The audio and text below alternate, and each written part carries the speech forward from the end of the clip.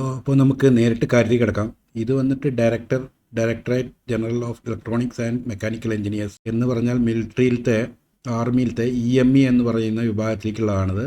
EME എന്ന് പറഞ്ഞു കഴിഞ്ഞാൽ കേരളത്തിലെ എല്ലാവർക്കും ഏകദേശം മനസ്സിലാവുന്ന ഒരു ഡിപ്പാർട്ട്മെൻറ്റാണ് EME, electronics and mechanical engineers. അതായത് ടെക്നിക്കൽ വിഭാഗമാണത്. ഓക്കെ, അപ്പോൾ അതിലേക്ക് കുറേ റിക്രൂട്ട്മെൻറ്റ് വന്നിട്ടുണ്ട്. പക്ഷേ ഇതിൻ്റെ അപ്ലിക്കേഷൻ അയക്കേണ്ട രീതിയും ഇത് ഓൺലൈൻ അല്ല, മാനുവലായിട്ട് അപ്ലിക്കേഷൻ ഫോം ഉണ്ട്. അത് ഫില്ലപ്പ് ചെയ്തിട്ട് കുറച്ച് ഫോർമാലിറ്റീസ് ഉണ്ട്, അതും ചെയ്തിട്ട് വേണം അയക്കാൻ. ലേശം കോംപ്ലിക്കേറ്റഡ് ആണ്, അതുകൊണ്ട് ഇത് ശ്രദ്ധിക്കുക. ഓക്കെ, അപ്പോൾ ഇതിൽ ആദ്യം പറയാനുള്ളത് എന്താ വെച്ചാൽ, ഈ കാണുന്ന കോളത്തിൽ unit postal address of establishment for forwarding applications. അപ്പോൾ ഇത് കേട്ടാൽ തന്നെ നിങ്ങൾക്ക് അറിയാം, യൂണിറ്റ് ഇതാണ്, സെയിം ടൈം അഡ്രസ്സും ഇതാണ്, അപ്ലിക്കേഷൻ അയക്കാനുള്ള അഡ്രസ്സ്. ഓക്കെ, സോ ഇത്രയും കാണിക്കുന്ന ഈ ഇതിലുള്ള ഇത്രയും വേക്കൻസി, അതായത് പ്ലേസ് ഓഫ് വർക്ക് ന്യൂഡൽഹിയാണ്. അവിടേക്കുള്ളത് lower division clerk, fireman, vehicle mechanic, fitter, welder, tradesman. ഇനി ഇതിന്റെ ടോട്ടൽ വേക്കൻസി ഇവിടെ കൊടുത്തിട്ടുണ്ട്. ഇത് എല്ലാവർക്കും അപേക്ഷിക്കാം. ഇപ്പോൾ ഡൽഹിയിലാണെങ്കിൽ മലയാളിക്ക് അപേക്ഷിക്കാൻ പറ്റില്ല എന്നൊന്നുമില്ല. ഓക്കെ, ഇതാണ് ഇങ്ങനെ കുറേ വേക്കൻസികൾ ഇങ്ങനെ ഡിഫറെൻ്റ് ആയിട്ടാണ് കൊടുത്തിരിക്കുന്നത് ഇവർ. അതാണ് ഞാൻ പറഞ്ഞത്, ഇത് കുറച്ച് കോംപ്ലിക്കേറ്റഡ് ആണ് എന്നുള്ളത്. നോർമലായിട്ട് ഒരു ഓൺലൈനിൽ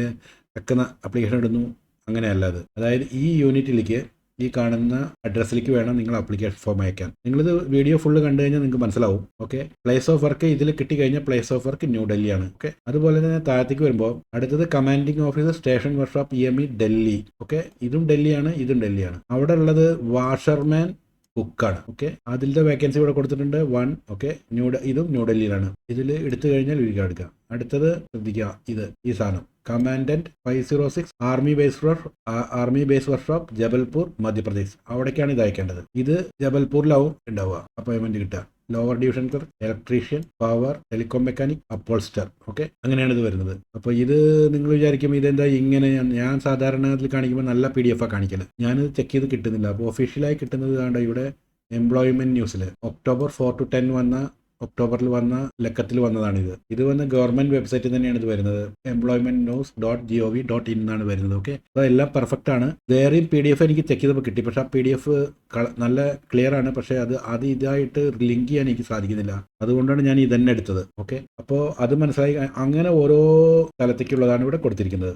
ഇവിടെ നോക്കിയാൽ നിങ്ങൾക്ക് മനസ്സിലാവും. ഓക്കെ, ഓരോരോ സ്ഥലത്തേക്കുള്ളതും അങ്ങനെ സെപ്പറേറ്റ് ഉണ്ട്. ഇപ്പോൾ ബാംഗ്ലൂർക്കുള്ളതാണിത്, 515 ആർമി വർക്ക്ഷോപ്പ്. ബാംഗ്ലൂർ പോയവർക്ക് അറിയാം, അൽസൂർ സൈഡിൽ കാണാം 515 ആർമി ബേസിന്റെ വലിയ വർക്ക്ഷോപ്പ്. അവിടേക്കുള്ള വേക്കൻസിയാണ് lower division clerk 10, store keeper 5, fireman 1, telecom mechanic 1, electrician 3, fitter 1. Okay, അപ്പോൾ ഇത് അപ്ലിക്കേഷൻ എങ്ങനെ അയക്കേണ്ടതെന്ന് വെച്ച് കഴിഞ്ഞാൽ, ഇതിനൊരു അപ്ലിക്കേഷൻ പ്രിന്റഡ്, നിങ്ങൾ അപ്ലിക്കേഷൻ ഫോം ഉണ്ട്, ഞാൻ ഇതിൽ ലാസ്റ്റ് കാണിക്കുന്നുണ്ട്, അത് പ്രിന്റ് എടുക്കണം. അത് ഫില്ലപ്പ് ചെയ്തിട്ട്, ഇപ്പോൾ നിങ്ങൾ ബാംഗ്ലൂർ വർക്ക്ഷോപ്പിലേക്കാണ് അയക്കണമെങ്കിൽ നിങ്ങൾ ഈ അഡ്രസ്സിലേക്ക് അയക്കണം. സെയിം സ്റ്റോർ കീപ്പർ അയക്കുകയാണ്, അപ്പോൾ നിങ്ങൾ ബാംഗ്ലൂർ സ്റ്റോർ കീപ്പർക്ക് അയക്കേണ്ടത്. ഓക്കെ, അപ്പോൾ നിങ്ങളൊരു അപ്ലിക്കേഷൻ ഫോം എടുക്കണം, ഫില്ല് ചെയ്യണം, എന്നിട്ട് അത് പറഞ്ഞ പ്രകാരം എല്ലാം ചെയ്തിട്ട് ഈ അഡ്രസ്സിലേക്ക് അയച്ചു കൊടുക്കണം.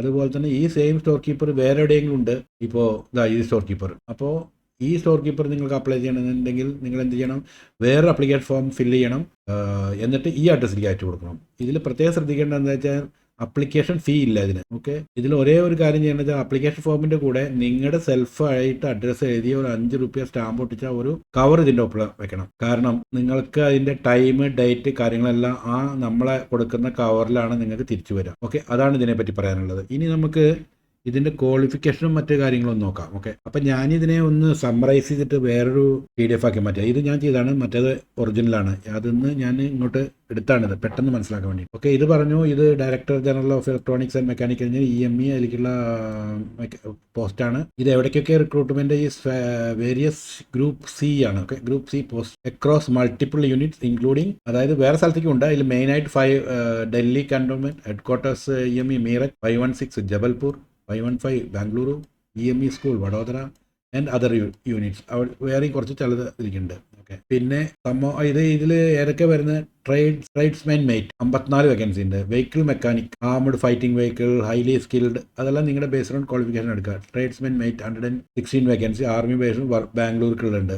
Lower division clerk, electrician, fireman, fitter, cook, barber, washerman and multi tasking staff. Okay, ഇങ്ങനെയാണ് ഇത് പോകുന്നത്. അപ്പോൾ ഇതിൽ നമുക്ക് ഓരോന്നിൻ്റെയും ക്വാളിഫിക്കേഷൻ നോക്കാം. നമുക്ക് ലോവർ ഡിവിഷൻ ക്ലർക്കിന് എന്താ വേണ്ടത്, ലോവർ ഡിവിഷൻ ക്ലർക്ക് ഈ pass in 12th pass or equivalent and typing speed of 35 words per minute in English വേണം. ഓക്കെ, അല്ലെങ്കിൽ ഹിന്ദിയിൽ വേണം.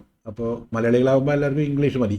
ഇംഗ്ലീഷ് വേണം. ഓക്കെ, അതായത് ടൈപ്പ് റൈറ്റിംഗ് ലോവർ ആയിരിക്കാം ഇവർ ഉദ്ദേശിച്ചിട്ടുണ്ടാവുക, അത് കാണിക്കണം. പക്ഷേ സർട്ടിഫിക്കറ്റ് പറയുന്നില്ല. സോ എന്താ ചെയ്യേണ്ടതെന്ന് വെച്ചാൽ നിങ്ങൾ സ്വന്തമായിട്ട് ടൈപ്പ് ചെയ്ത് പഠിച്ചാൽ മതി. പിന്നെ tradesman, mate, cook, barber, washerman, matriculation pass, അതായത് 10ാം ക്ലാസ് പാസ് മതി. അടുത്തതായിട്ട് ഫിറ്ററിന് fitter, welder, machinist and other skilled ITI certificate ഉണ്ടായിരിക്കണം അതാത് ട്രേഡിൽ. ഓക്കെ, അതാണ് ഒന്ന്. പിന്നെ ഇലക്ട്രീഷ്യൻ, ടെലികോം മെക്കാനിക്, അതും സെയിം ആണ്. Pass 10+2 with certificate from recognised institutional training. ITIയിൽ ഇതുണ്ടായിരിക്കണം, +2 പാസ്സായിരിക്കണം. Pass in 10+2 with certificate from recognised industrial training institute. Okay, അതാണ് ഇലക്ട്രീഷ്യൻ്റെ ഇത്. Pharmacist 10+2 and 2-year diploma in pharmacy, registration with state pharmacy council. Okay, അത് registered ആയിരിക്കണം എന്നാണ്, അത് റെക്കഗ്നൈസ്ഡ് ഫാർമസി കോഴ്സ് കഴിഞ്ഞ ആളായിരിക്കണം. ഓക്കെ, ഇത് ഞാൻ സെപ്പറേറ്റ് PDF എടുക്കാൻ വെച്ചാൽ മറ്റേന്ന് നോക്കി മനസ്സിലാക്കാൻ കുറേ ബുദ്ധിമുട്ടാണ്. അപ്പം ഞാൻ നോക്കിയിട്ട് ഇങ്ങോട്ട് മാറ്റിയതാണ്. പേ കാറ്റഗറി ഇത് പുതിയ പേ കമ്മീഷൻ പ്രകാരമാണ് level 5, level 4, level 2, level 1. Okay, ഏറ്റവും കൂടുതൽ സാലറി കിട്ടുന്നത് ഫാർമസിസ്റ്റിനാണ്. പിന്നെ സ്റ്റെനോഗ്രാഫർ,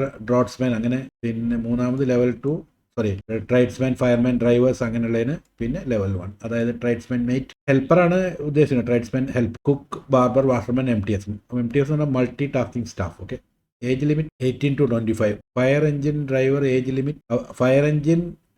ലിമിറ്റ് മാത്രം 30 വരെയുള്ളവർക്ക് അപേക്ഷിക്കാം. പിന്നെ ഏജ് റിലാക്സേഷൻ ഉണ്ട്. ഓക്കെ, ഹൗ ടു അപ്ലൈ, അതൊരു ലേശം കോംപ്ലിക്കേഷൻ ആയിട്ടുള്ളതാണ്. ഹൗ ടു അപ്ലൈ എന്നുള്ളതിൽ candidate must forward application using prescribed format. അത് ഞാൻ നേരത്തെ പറഞ്ഞു, ഫോർമാറ്റ് ഞാൻ കാണിക്കുന്നുണ്ട്. ആ ഫോർമാറ്റിൽ നിങ്ങൾ നല്ല കൈയക്ഷരത്തിൽ എഴുതുക. ടൈപ്പ് ചെയ്യാനും പറയുന്നുണ്ട്, ടൈപ്പ് ചെയ്യാനൊക്കെ ബുദ്ധിമുട്ടാണ്, കൈയക്ഷരത്തിൽ എഴുതിയാലും മതി എന്ന് അവർ തന്നെ പറയുന്നുണ്ട്. പിന്നെ അപ്ലിക്കേഷനിൽ എൻവലപ്പിന്റെ സൈസ്, ഒരു എൻവലപ്പ് മേടിക്കുക ഈ സൈസിലുള്ളത്, അതിൽ 5 രൂപ സ്റ്റാമ്പ് ഒട്ടിക്കുക, നിങ്ങളുടെ അഡ്രസ്സ് എഴുതുക. എന്നിട്ട് സാധാ പോസ്റ്റിൽ, ordinary post must be send through application ഫോമിന്റെ കൂടെ ഈ കവറും ഇട്ടിട്ട് ഓർഡിനറി പോസ്റ്റിൽ ഇത് അതാത് അഡ്രസ്സ് അവിടെ നേരത്തെ പറയുമ്പോൾ കാണിക്കുന്നില്ല, അത് ഓരോരോ യൂണിറ്റ് അഡ്രസ്സ് അതിലേക്ക് അയക്കുക. നിങ്ങൾ ആ അയക്കുന്ന എൻവലപ്പിന്റെ ഉള്ളിലിടുന്ന എൻവലപ്പിന്റെ, അതായത് കവറിൽ application for the post of എഴുതുക പ്രത്യേകം. Candidates are allowed to apply only 1 trade at 1 location. അതായത് ഇപ്പോൾ ബാംഗ്ലൂരിൽ സ്റ്റോർ കീപ്പറുണ്ട്, LDC ഉണ്ടെങ്കിൽ നിങ്ങൾക്ക് അതിലത്തെ ഏതെങ്കിലും ഒന്നേ അപ്ലൈ ചെയ്യാൻ പറ്റും. അപ്പോൾ നിങ്ങളുടെ ഹയസ്റ്റ് ക്വാളിഫിക്കേഷന് പറ്റിയത് അപ്ലൈ ചെയ്യാം. ഒരു യൂണിറ്റിലേക്ക് ഒന്നേ അപ്ലൈ ചെയ്യാൻ പറ്റും. ഓക്കെ, അതാണ് ഇത് പറഞ്ഞത്. ലാസ്റ്റ് ഡേറ്റ്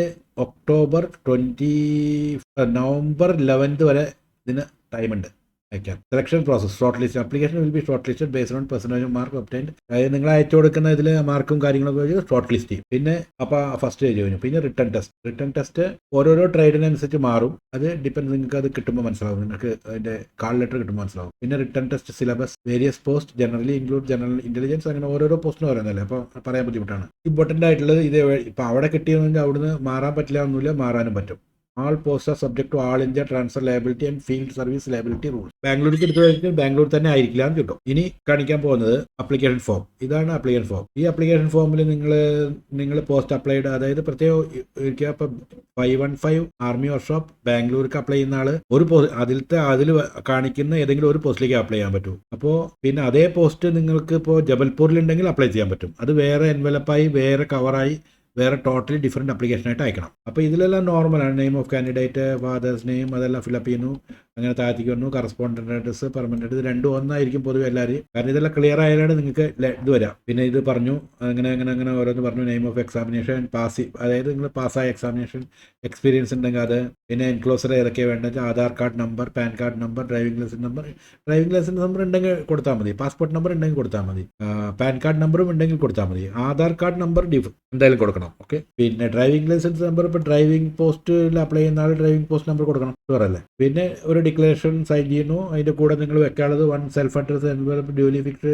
ഓൾറെഡി 2-3 പ്രാവശ്യം പറഞ്ഞു കഴിഞ്ഞു. ഇപ്പോൾ ഇതിൽ തന്നെ self attest photo copies of certificates, അത് എത്ര എണ്ണം ഉണ്ട്, അതായത് നിങ്ങളുടെ സർട്ടിഫിക്കറ്റിന് ഇപ്പോൾ 3 എണ്ണമാണ് അപ്ലൈ ചെയ്ത്, ഇവിടെ 3 എന്ന് എഴുതണം. ഓക്കെ, ഈ ഫോമിൽ 2 self attest photograph, name and fathers name on the back side of the photo.